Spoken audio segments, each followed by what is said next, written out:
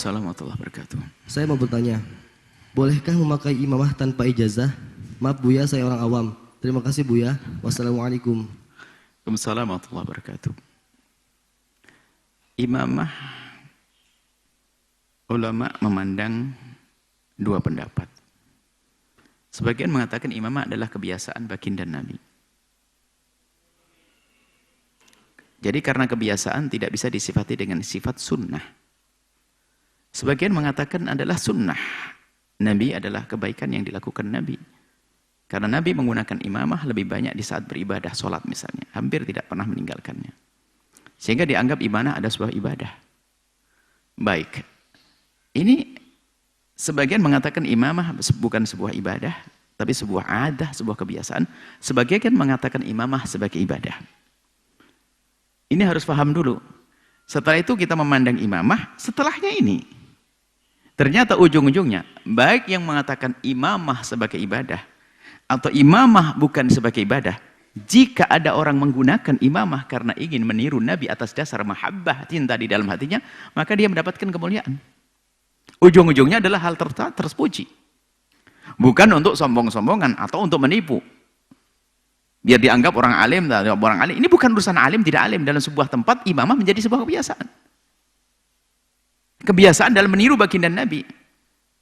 Nah gitu. Jadi menggunakan imamah sah-sah saja, khususnya di waktu sholat. Bahkan dianjurkan, bahkan Nabi tidak pernah melakukan sholat kecuali di atas kepalanya ada penutup.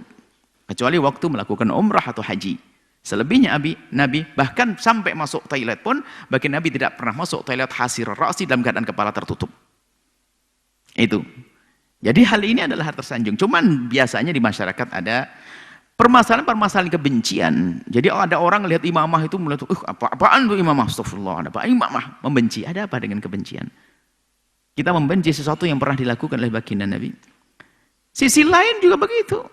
Kalau orang pakai kopiah hitam, udah pakai kopiah hitam, alhamdulillah tradisi nasional, nggak apa-apa. Boleh-boleh saja.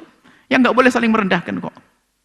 Mentang-mentang pakai imamah sudah sombong, juga nggak menjadi nilainya, bukan sombongnya. Kita ingin meniru Nabi, ngikut baginda Nabi SAW. Dan karena hal yang demikian itu adalah, dalam makna mengikuti Nabi nggak usah pakai ijazah. Nggak usah pakai ijazah juga sah. Cukup pakai imamah.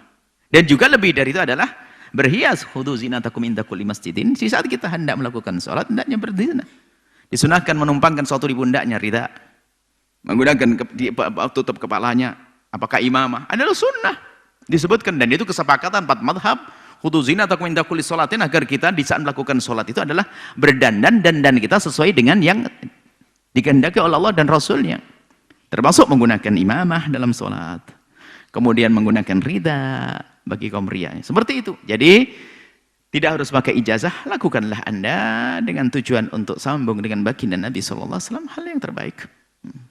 Nah, kemudian jika Anda menemukan di sebuah kitab bahwasanya tidak diperkenankan pakai imamah kecuali bagi orang alim, itu kondisional, sifatnya tertentu dalam lingkungan tertentu.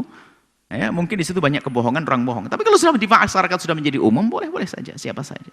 Dalam irama mengikuti baginda Nabi Muhammad SAW, hasilnya tetap mendapatkan pahala, biarpun menurut di sana, di atas sana tadi ada perbedaan. Sebagian mengatakan ibadah, sebagian mengatakan adah. Ujungnya mengikuti Nabi adalah disepakati dalam urusan apapun, kalau kita ikuti Nabi menjadi dapat pahala. Makan adalah adah. Cara makan adalah adah. Tapi di saat kita mengikuti baginda Nabi menjadi dapat pahala. Pakai baju pun demikian. Makanya Imam At-Tirmidzi dalam Syama'ilnya itu tujuannya adalah bagaimana kita mengikuti Nabi, biarpun itu adalah adah, akan punya nilai ibadah kalau kita niatkan untuk mengikuti baginda Nabi SAW. Bahkan yang tidak mengikuti Nabi, urusan-urusan yang ada masalahnya makan. Kalau orang makan adalah mubah. Tapi kalau niat taqawi untuk ibadah, agar kita kuat ibadah, makannya jadi ibadah. Tergantung niat di dalam melakukan sesuatu tersebut. Wallahu a'lam.